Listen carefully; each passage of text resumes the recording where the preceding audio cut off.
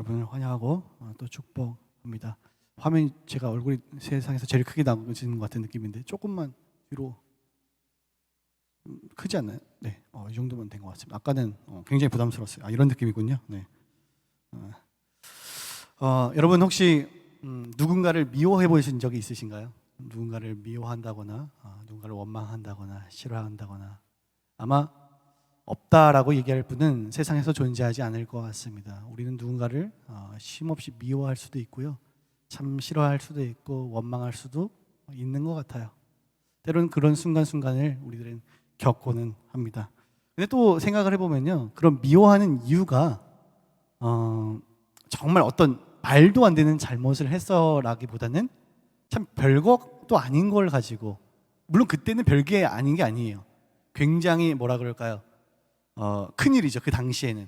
그런데 조금 지나고 나서, 한 몇 시간이라도 지나고 나서, 조금 지나고 한 이틀, 3일, 일주일, 뭐 몇 년이 지나고 나면 사실 정말 아무 일도 아니었던 것 같아요.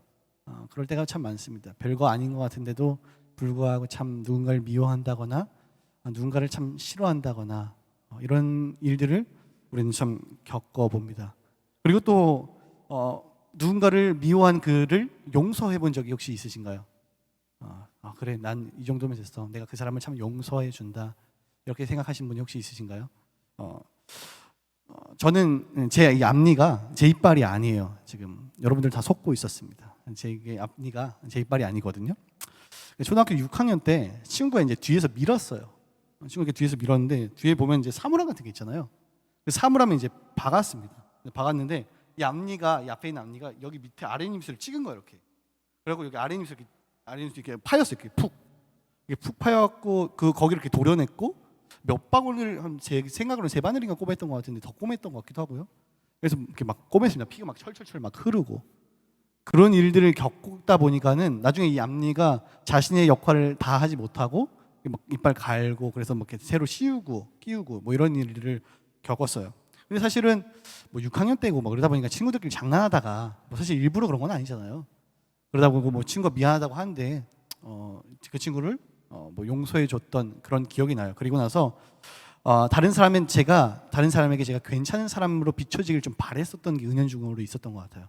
내가 그래도 이 친구가 이렇게 했는데도 불구하고 나에 용서했어, 이런 거를 좀 바랬었던 저의 모습이 생각이 났습니다. 혹시 여러분은 어떠신가요? 여러분 혹시 누군가를 미워한다거나 그랬을 때에 그 사람을 용서하고 나서 저처럼 내가 괜찮은 사람으로 참 비춰졌으면 좋겠다, 아니면 내가 이렇게 하면 괜찮은 사람으로 비춰지지 않을까라고 혹시 생각해 보신 적 있으신가요? 오늘 본문을 보면서요, 성경에서는 대체 뭐라고 얘기하는지 예수님의 이야기를 한번 들어보도록 하죠. 우리 1절을 한번 같이 읽어볼게요. 1절입니다. 자, 1절 함께 읽어보겠습니다. 시작. 예수께서 제자들에게 이르시되 실족하게 하는 것이 없을 수는 없으나 그렇게 하게 하는 자에게는 화로다. 아멘. 자, 여러분 굉장히 의미심장한 얘기를 던져주고 있습니다. 우린 첫 번째로요, 우리는 모두가 실족해 하는 자라는 것을 인정해야 합니다. 이거 지금 누구한테 하는 얘기냐면은 제자들에게 하는 얘기입니다. 제자들이에요. 그런데 이런 얘기를 하는 거죠. 실족해 하는 경우가 없을 수가 없다라는 거예요. 모두에게 그런 경우가 있을 수도 있다라는 거죠. 이런 얘기입니다. 나는 전혀 그런 뜻으로 한 적이 없어요. 그런데 상대방이 오해한 경우가 있습니까, 없습니까? 있죠. 그래서 그렇게 하다 보니까 그 사람이 실족하게 하는 경우를 우리들은 충분히 겪을 수 있고 경험하게 할 수 있다라는 겁니다. 그러면 누구를 대체 실족하게 하냐면은 2절에 이렇게 얘기합니다. 2절에 작은 자라고 얘기해요. 작은 자래요. 누가복음으로 따지자면 이 작은 자가 대체 누구냐라고 얘기한다면요, 세상에서 힘없는 자, 지위가 낮고 가난한 자에 대해서 얘기한다라고 얘기할 수 있을 것 같아요. 마치 우리가 전문맥에 보면요, 우리가 지금 17장을 보고 있잖아요. 16장에 있는 그 부분을 본다면요, 나사로와 같은 사람입니다. 우리 나사로하고 부자에 대한 그 비유 아시죠? 그 마치 나사로와 같은 자죠. 너무나도 작고 힘없고 약하고 굉장히 연약한 사람이라고 얘기할 수 있을 것 같아요. 저희 외할아버지가 세례를 받는 날이 있으셨어요. 세례를 받으려고 하셔갖고 이제 뒤쪽 자리에 이제 앉아 계셨는데, 여러분 알다시피 세례를 받으려면 앞으로 나가야 되잖아요. 그래서 안내하시는 분이 앞으로 가세요 그랬어요. 그래서 앞으로 갔습니다. 앞으로 가고 가는데 외할아버지가 풍에 걸리셨어요. 풍에 걸리다 보니까 팔하고 다리, 한쪽 팔과 한쪽 다리를 잘 못 써서 쩔뚝거리면서 이렇게 걸어갔습니다. 쩔뚝거리면서 걸어갔는데, 이렇게 뒤에서 기다리면서 가다 보니까는 길을 막잖아요. 그러니까는 장로가 그걸 보더니만 왜 이렇게 갈고처럼 하면서 뒤에서 밀어버린 거예요. 있을 수도 없는 경우겠죠. 밀었는데 거기서 이제 엎어지셨어요. 이렇게 엎어지고 나서 다시 일어서셔가지고 다시 걸어가셨어요. 다시 이렇게 걸어가갖고 앞자리쯤에 도착해갖고 이제 앉으려고 하는데, 몸이 불편하니까는 바로 이렇게 앉기가 어렵잖아요. 이렇게 막 이렇게 뒤뚱뒤뚱하면서 이렇게 앉으려고 하셨는데, 그 장로가 다시 또 오더니만은 왜 아직도 여기 이러고 있냐고 하면서 다시 밀은 거예요. 다시 밀어갖고 그대로 이제 엎어지셔갖고 그대로 밖으로 나가셔서 다시는 교회에 발을 디디지 않았다라는 이야기를 제가 이제 들었습니다. 굉장히 서글프고 굉장히 슬픈 이야기죠. 사실은 조금 더 외할머니가 지혜가 있으셨다 그러면은 그대로 그 교회가 아니라 다른 교회로 옮겨서라도 그 할아버지가 같이 교회를 갈 수 있게 했으면 좋았을 텐데, 외할머니가 이제 장사를 하시는데, 장사하다 보니까는 이제 교회에서 많은 분들이 오시잖아요. 그러니까는 차마 교회를 옮긴다는 것을 상상을 못 하셨던 거예요. 그래서 그것이 남아 있었는데, 결국은 외할아버지는 그런 교회에 가고 싶겠어요? 당연히 안 가고 싶겠죠. 여러분, 일부러 지금 제가 얘기하는 게 강한 예제를 드린 겁니다. 그런데 여러분 들으면서 이렇게 생각하셨을 것 같아요. 물론 저도 그렇게 생각했습니다. 어떻게 저럴 수가 있냐? 교회가, 장로가, 누가 어떻게 그럴 수가 있냐라고 아마 생각하셨을 거예요. 그렇지만요, 여러분, 저는 이렇게 생각합니다. 그 장로의 모습이, 그 장로님의 모습이 우리의 모습일 수 있다라는 거죠. 우리는 그러지 않았다라고 말하지만요, 우리는 알게 모르게 남에게 저렇게 실족하게 하는 일들을 버리고 있을지도 모르겠습니다. 여러분, 이렇게 한번 생각을 해볼까요? 참 한국 교회가 좀 신기한 게 뭐냐면은 그 담배하고 술을 하는 그런 거에 대해서 굉장히 정죄하는 게 심합니다. 그래서 만약에 술, 담배를 한다 그러면 굉장히 믿음 없는 걸로 취급해요. 제가 이따 믿음에 대해서 다시 한번 더 언급하겠지만 마치 믿음의 척도인 것 같아요. 사실 그리스도인이라면 그리스도를 얼마나 닮아가는가, 예수 그리스도의 제자인가, 이거에 관심이 있어야 되는데 너 술, 담배를 안 해? 너 그럼 믿음 있는 사람이야. 이렇게 생각하는 한국교회의 분위기가 은연중에 조금 있는 것 같은 느낌을 저는 좀 많이 받습니다. 이렇게 생각을 해볼게요. 새신자가 교회에 등록을 했는데 이분이 술, 담배를 해요. 그런데 여기 먼저 다니셨던 교회에 있는 분들이 그분을 바라보면서 알게 모르게 눈짓으로든 손가락으로든 가리키는 거예요. 저 사람 예수 믿는다고 하면서, 예수 믿는 지 그래 좀 됐는데 새신자인데 술, 담배를 하는데 믿음이 없네, 이렇게 생각을 하면서 그 사람에게 그게 들렸을 땐 굉장히 실족할 수밖에 없는 상황이겠죠. 또 예를 들어볼까요? 만약에 교회에 동성애자가 오면 어떻게 될까요? 제가 동성애를 옹호한 적은 없습니다. 동성애를 옹호한 적은 없어요. 동성애자가 만약에 교회에 온다 그러면은 그를 받아줄 수 있어야겠죠. 작은 자니까요. 그게 사회에서 지금 얼마나 많은 손가락질을 받고 어려움을 겪고 있습니다. 그러면은 그가 정말 그 동성애가 잘못되는 것을 깨닫게 교회가 도와주고 그를 품어줘야 되는데, 예전에 그 TV를 보는데 그런 이야기를 들은 적이 있어요. 여러분 홍석천 아시죠? 그분이 나오셔서 얘기한 게 교회에 갔는데 자기를 바라봤던 그 경멸의 시선을 잊어버릴 수가 없다는 거예요. 그 경멸의 시선들. 그러면서 자기 스스로 이렇게 생각했대요. 그럼 난 어디로 가야 되지? 교회까지도 날 외면하면 난 대체 어디로 가야 되지? 우리는 알게 모르게 이런 사회적인 어떤 시선이나 생각들을 가지고 그를 은연중에 실족하게 하는 일들을 버리고 있을지도 모르겠습니다. 그리고 또한 이 이야기는 바로 저의 이야기라는 거죠. 내가 바로 남을 실족해 하는 사람일지 모릅니다. 내가 알고도 그럴 수도 있고요, 모르고도 그렇게 할 수도 있다는 거죠.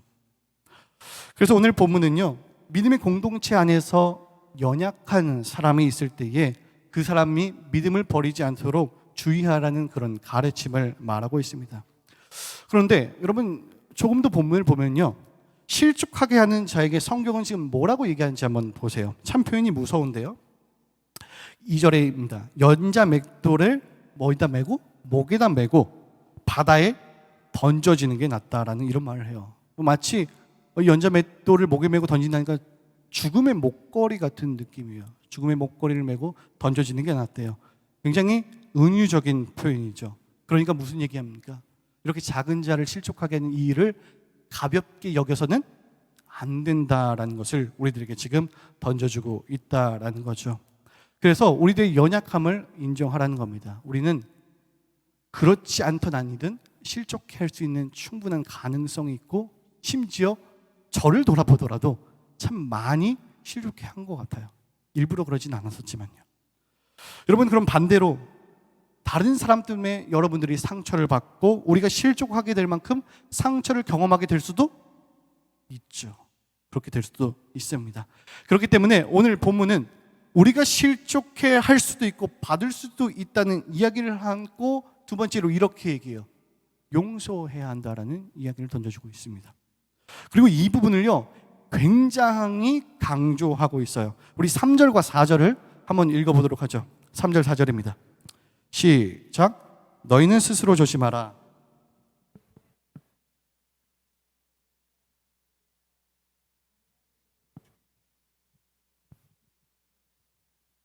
배고노라 하거든 너는 용서하라. 네, 너희는 뭐라고요? 스스로 조심하라고 얘기합니다.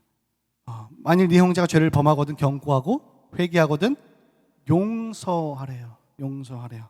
만일 하루에 7번이라도 내게 졌고 7번이라도 내게 돌아와 내가 회개하노라 하거든 너는 용서하라라는 이야기를 합니다. 7이라는 이야기는요, 항상이라는 겁니다. 항상이라는 상징이에요. 그러니까 항상 용서하라는 거예요. 그가 뭘 하든지 간에 회개하고 용서를 구하면은 용서하라는 겁니다. 그런데 여러분, 그렇게 용서를 구한다고 해서 그 사람이 하는 용서, 그 회개가 진짜인지 알 수 있을까요, 없을까요? 없잖아요. 그냥 마음 그냥 철면피 깔고 얘기하면은 미안합니다 그러면은 그 사람이 진짜인지 아닌지를 그 속마음을 우리들이 볼 수 없는데 대체 어떻게 아냐는 거예요. 그러니까 지금 이 말은요, 용서의 영역이 우리의 영역이 아님을 얘기하는 겁니다. 용서의 영역은 누구의 영역이에요? 하나님의 영역이라는 겁니다. 하나님이 죄인인 누구를 받아줬습니까? 우리를 받아줬잖아요. 우리를 받아주신 것처럼 너희도 그 사람이 만약에 용서를 구한다 그러면 그 사람이 진실인지 가짜인지 거기에 초점을 두지 말고 받아주라 라는 이야기를 지금 하는 겁니다. 마치 누가복음 15장에 나와 있는 것처럼 첫째 탕자와 둘째 탕자가 있죠. 첫째는 어디 안에 있었습니까? 집 안에 있었어요. 분명히 아버지의 밑에 있었고 아버지와 함께 있었음에도 불구하고 아버지의 것을 다 누렸음에도 불구하고 둘째 탕자가 허랑방탕하게 자신의 모든 것을 쓰고 돌아왔었을 때에 그 둘째 탕자를 향해서 어떻게 나한테 이렇게 안 해주냐고 하면서 질투했죠. 그리고 원망했죠. 그렇게 미워했던 것처럼 하지 말고 용서를 구한다면, 형제가 그렇게 용서를 구한다고 한다면 그 사람이 진짜인지 가짜인지 그것에 초점을 두지 말고 그 사람을 받아주라라는 얘기합니다. 너희가 그 문제를 판단할 게 아니라고 얘기하는 겁니다. 그렇기 때문에 세 번째로 우리들은요, 우리가 한 것이 아님을 고백을 해야 돼요. 우리가 한 것이 아니라는 거죠. 우리가 용서한 것이 아니라는 고백을 하면서요, 5절을 바라봐야 돼요. 근데 여러분 5절을 보면요, 좀 전에 우리들이 용서에 대한 이야기를 했는데 5절이 좀 생뚱맞아요. 우리 누가복음 17장 5절입니다. 5절 함께 볼게요. 5절에 보면 이렇게 얘기합니다. 사도들이 주께 여짜오되 우리에게 뭘 더하래요? 믿음을 더하소서 그래요. 믿음을 달래요. 분명히 좀 전에 뭘 구했어요? 뭔 얘기를 했습니까? 4절까지, 1절부터 4절까지 용서에 대한 이야기 했잖아요. 그럼 용서에 대한 이야기를 쭉 이렇게 풀어가서 얘기하실 것 같은데 갑자기 이 사도들이 믿음을 달라라는 이야기를 하고 있습니다. 굉장히 생뚱맞죠. 왜 그랬을까요? 왜 이런 이야기를 했을까요? 결국은요, 우리의 힘으로 할 수 없다라는 그런 고백을 한 것입니다. 에베소서 2장 8절에 보면 이렇게 얘기해요. 너희는 그 은혜에 의하여 믿음으로 말미암아 구원을 받았으니 이것은 너희에게서 난 것이 아니요 누구의 선물이에요? 하나님의 선물이라. 그 어떤 자가 자신의 믿음을, 자신의 구원을 어떤 것을 내가 잘해서 받았습니까? 라고 얘기할 수 있겠습니까? 없습니다. 하나님의 선물이라는 거죠. 그런데 우리는요, 자꾸 이런 착각을 하곤 합니다. 아까 제가 믿음에 대해서도 얘기했었는데, 믿음에 대해서 내 힘이라고 착각을 하는 경우가 있어요. 믿음은 전적으로 하나님의 선물이었음에도 불구하고 마치 내가 11조를 많이 내면, 내가 예배를 한 번도 빠지지 않으면, 내가 어떤 것을 열심히 하면, 내가 기도를 이렇게 하면, 내가 뭘 하면, 내가 어떻게 하면 내 믿음이 마치 상승해서 애들 표현, 저희 중고등부 애들한테 이렇게 얘기했거든요. 믿음이라는 스탯이 999를 찍는 것처럼 느껴지게 한다고. 마치 그것만을 목표로 하는 것 같은 느낌. 내 노력으로 인해서 믿음이 상승하는 듯한. 여러분, 나의 어떤 노력으로도 믿음을 키울 수 없습니다.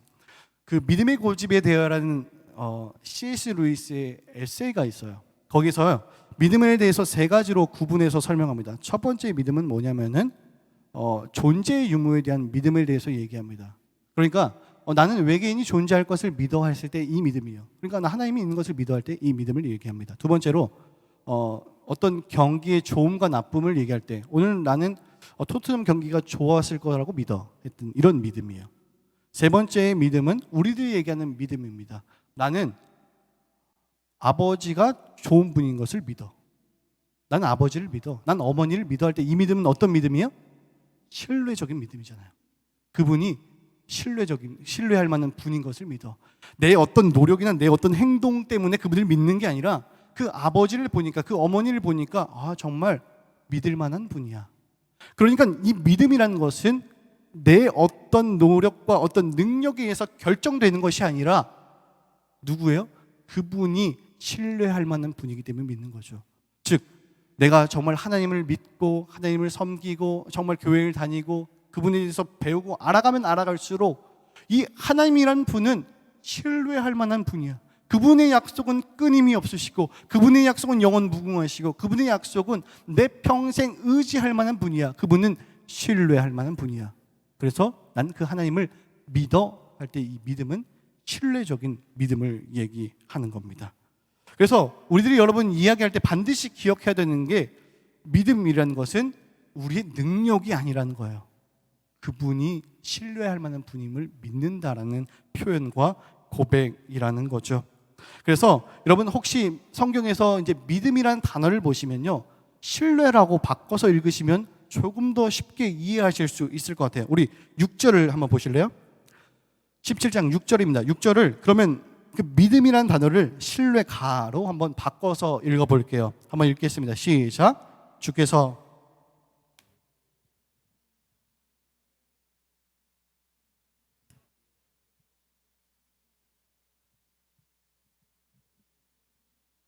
아멘. 그렇죠. 그러니까 전에는 뭐예요? 마치 내가 뭔가 부족해갖고 내가 기도하지 않아서 내가 뭐 11조를 안 해서 내가 뭐 40일 금식 기도를 안 해갖고 믿음이 없는 것 같아가 아니라 어떤 거죠? 그분이 신뢰할 만한 분임을 믿는다라면 다른 거잖아요. 이렇게 되는 겁니다. 그래서 여러분 반드시 기억하세요. 내가 어떤 게 아니라 그분이 신뢰할 만한 분임을 인정하는 게 믿음이라는 겁니다. 그런데 여러분 오늘 이 6절을 보시면서 혹시 좀 이상한 걸 못 느끼셨나요? 자, 그들이 지금 신뢰가 있는 겁니까 없는 겁니까? 뭐라고요? 믿음이 있었더라면, 그러니까 있는 거예요 없는 거예요? 없어요. 겨자씨만한 하늘만큼의 믿음도 없다라고 얘기합니다. 이 겨자씨는 작은 거죠. 그런데 여기서의 좀 핵심적인 포인트는 작은 게 아니라 생명력에 있습니다. 그러니까 작은 생명력이죠. 생명력이 없는 믿음을 얘기하는 겁니다. 전혀 생명력이 없는 신뢰, 생명력이 없는 믿음을 얘기하는 겁니다. 누가 이 질문했죠? 사도들이 전혀 없는 거죠. 주님을 향한 그 신뢰가 전혀 볼 수가 없다라는 거죠. 그런데 이 얘기는요, 2000년 전에 그들에게 하는 말만이 아닙니다. 교회 안에 있지만, 교회 안에서 믿는다라고 얘기하지만 믿음이 없는 것 같은 우리들에게 하는 말이라는 거죠. 때론 그분에 대한 신뢰가 전혀 없는 것 같은 저에게 하는 말이라는 겁니다. 생명력이 전혀 없는, 신뢰가 전혀 없는 우리들에게 하나님은 얘기하는 겁니다. 여러분은 항상 절대적으로 그분에 대한 신뢰가 넘쳐나시나요? 아니면 때로는 우리들에게 어려움이 닥치고 내 삶에 답답한 환경이 닥치면은 그 신뢰가 어쩔 때 보면 깨지곤 합니까? 우리들에게 끊임없이 그 하나님은 신뢰할 만한 분이셔야 됩니다. 그렇기 때문에 바울은 뭐라고 얘기해요? 내가 궁핍에 처할지라도, 빈곤에 처할지라도, 어떤 환경에 처할지라도 그 환경이 아니라 내게 능력 주셨던 그 예수 그리스도를 믿음으로 난 그분을 신뢰합니다 라고 고백하는 거죠. 그러니 내게 어떠한 것도 배설물에 불과하고 난 오직 주님의 그 십자가만을 자랑하고 나아갑니다 라고 얘기하는 겁니다. 우리들은 때로는 그분에 대한 믿음과 그분에 대한 신뢰가 깨지곤 합니다. 저만 봐도 그래요. 어느 순간 보면 이렇다가 또 어느 순간 보면 저렇고, 이 뭐라 그럴까요? 롤러코스터라 그럴까요? 어느 순간에 정말 막 말도 안 되게 하나님에 대한 신뢰와 사랑과 넘침이 감당할 수 없을 만큼 있을 때가 있어요. 그런데 또 어느 순간에 보면은 막연한 것 같기도 하고 너무 답답한 것 같기도 하고 어떻게 환경이 변하지 않아요, 상황이 변하지 않아요, 이랬던 그런 순간이 있는 것 같아요. 그렇기 때문에 다른 사람 볼 거 없고 예수 그리스도의 제자임을 자청하고 그분의 제자로 살고 싶다고 얘기하는, 그리고 지금 전도사로서 살아간다고 하는 저만 보더라도 이게 때로는 안 되고는 합니다. 참 아이러니한 일인 것 같아요. 그래서 예전에 제가 이제 기도원에서 이제 자라고 그리고 말씀에 대해서 듣고 끊임없이 이제 기도했었을 때 정말 기도 많이 했었거든요. 어머니는 막 22시간씩 기도했던 사람이었기 때문에 기도에 정말 미쳤었던 것 같아요. 많이 그렇게 기도하고 그러면요, 어머니하고 저하고 농담처럼 그런 얘기를 했습니다. 눈 뜨면 현실이고 눈 감으면 천국이라고. 그러니까 환경과 상황은 전혀 변하지 않았는데도 불구하고 계속 기도하고 이러다 보니까 어느 순간에는 기도할 때 너무 막 신뢰가 생겨요. 근데 현실 속에 딱 살아가면은 그게 너무 답답한 저의 모습을 보고는 했었던 것 같아요. 나중에 한번 이런 얘기들, 저희 집안에 대한 얘기를 간증으로 한번 얘기해 드리겠습니다. 저만 보더라도 그래요. 제 믿음의 생활을 쭉 돌이켜 보면요, 지금도 그렇고 앞으로도 그렇고 정말 그 하나님의 신뢰와 그 사랑이 넘쳐나야 되는데 어느 순간에 보면 나도 그런 모습을 발견하곤 합니다. 그렇기 때문에 우리는 생명력이 있는 그분을 향한 신뢰의 자리로, 그분을 향한 믿음의 자리로 날마다 나아가야 된다는 거죠. 그분을 신뢰하는 거죠. 그래서 사도들이요, 용서에 대한 이야기를 했는데도 불구하고 믿음을 달라고 고백을 한 겁니다. 자신들의 힘으로 할 수 있습니까? 없습니까? 못하죠. 무슨 용서를 합니까? 생명력이 없는 믿음으로는요, 아무것도 할 수 없습니다. 그렇기에 용서를 했다고 해서 자랑할 수 있을까요? 자랑할 수 없습니다. 그 어떤 누구도 자랑할 수 없죠. 10절에는요 이렇게 얘기합니다. 누가복음 17장 10절입니다.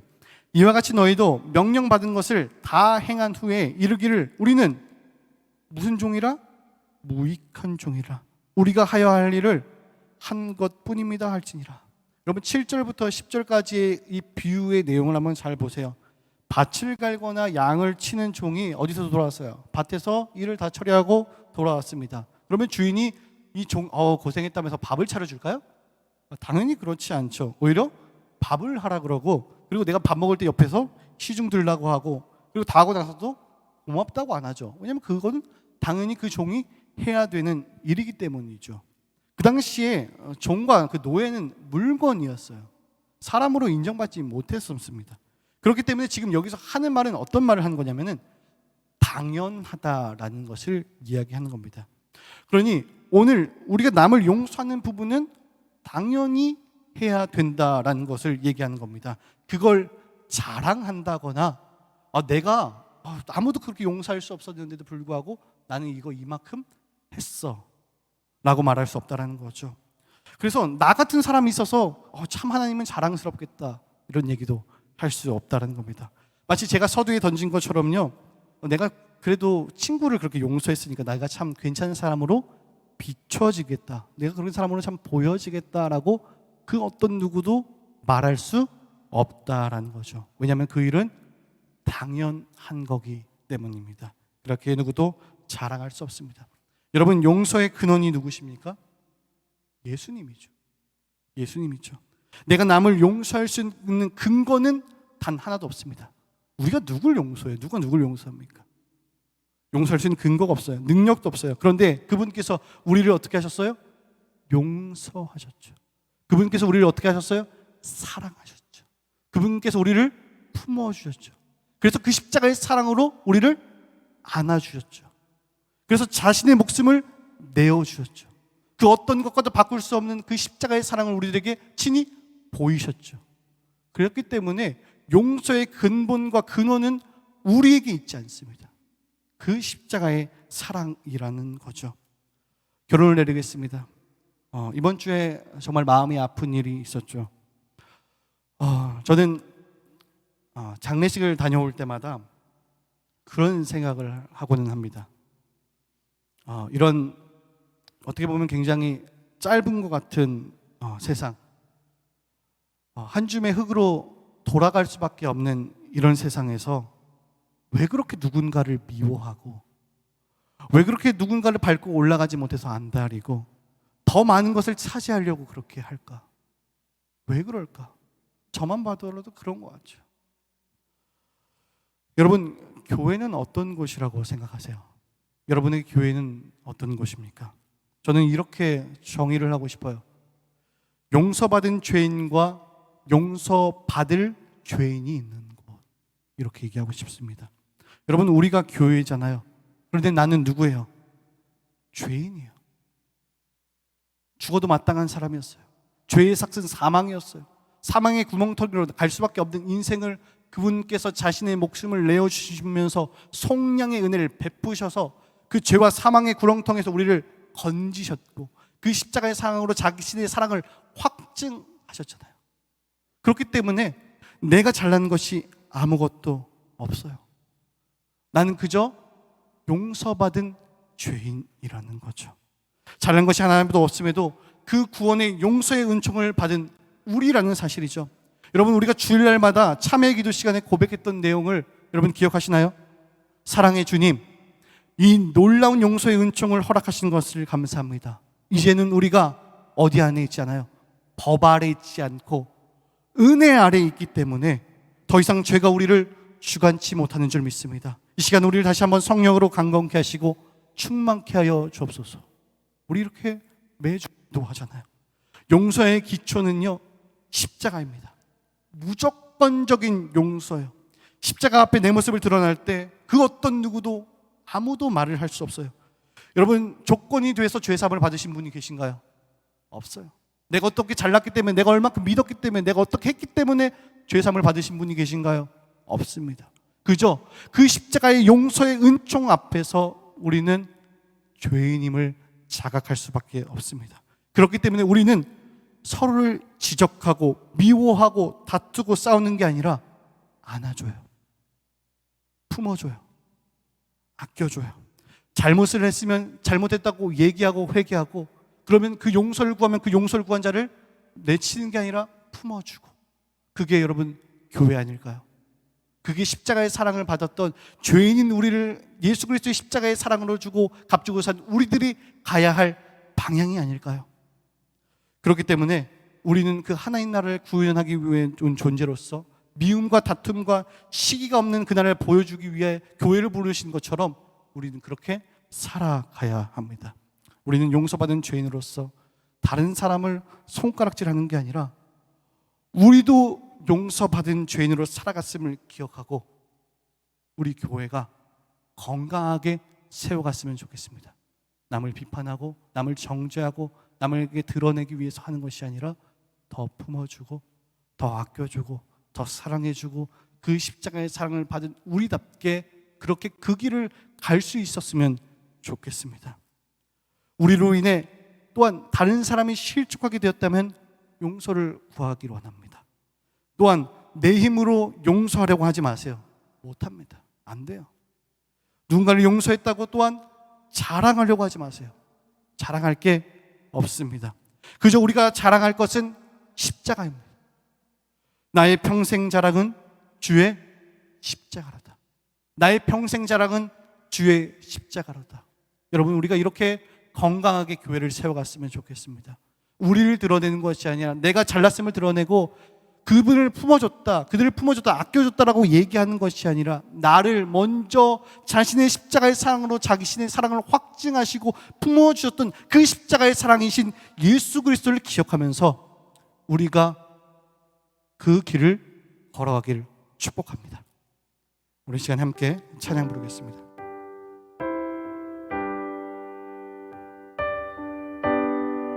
우리가 자랑해야 될 것은, 우리가 정말 바라봐야 될 것은 우리들의 힘이 아니라 그 십자가의 사랑이신 예수 그리스도입니다. 나의 평생 자랑은 그 십자가로다. 용서받은 죄인임을 고백하면서 함께 이를 찬양 불렀으면 좋겠습니다.